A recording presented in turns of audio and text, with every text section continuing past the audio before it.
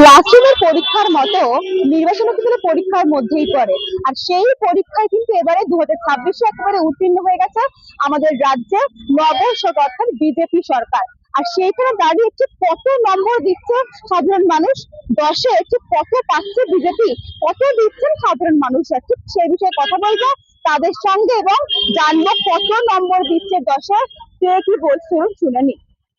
নতুন সরকার এখন তো কিছু নাই, এখন তো সবাই বলেছে। তাও 2 মাসে কি বুঝছেন কত দেবেন? 2 মাসে খারাপ করছে না মনে হচ্ছে। তাও 10-এ কত দেবেন? কত এখন 7-8 দিন, 7 নতুন সরকারকে 10-এ কত দেবেন? 10। আমি সেভাবে এখন কিছু বলতে পারছি না, তবে আমি 8 দিতে পারি। 8 কত দেবেন নতুন সরকারকে? 10 দেবো। 10 মানে কাজে খুব খুশি হচ্ছেন? আমি 10-9.5 দেবো 9.5 একদম। 8 6 10 7 7।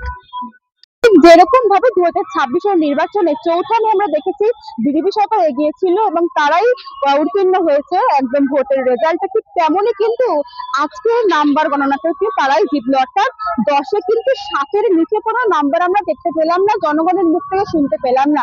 অর্থাৎ এর থেকে এটাই বোঝা যায় যে বিজেপি সরকার কিন্তু মানুষের উন্নয়ন করছে, সেই জন্যই কিন্তু মানুষ আজকে এই নাম্বার দিতে পারছে। 10-এ 7 তার বেশি, কেউ তো 10-এ 10-ও দিচ্ছেন। ঠিক তার জন্যই বললাম যে ঠিক যেমনটা কাজ করছে সেরকম অনুযায়ী কিন্তু মানুষ নাম্বার দিচ্ছে বিজেপি সরকারকে। ক্যামেরার সঙ্গে সঙ্গে সিঞ্চিতা, বাংলার কণ্ঠ, শিয়ালদা।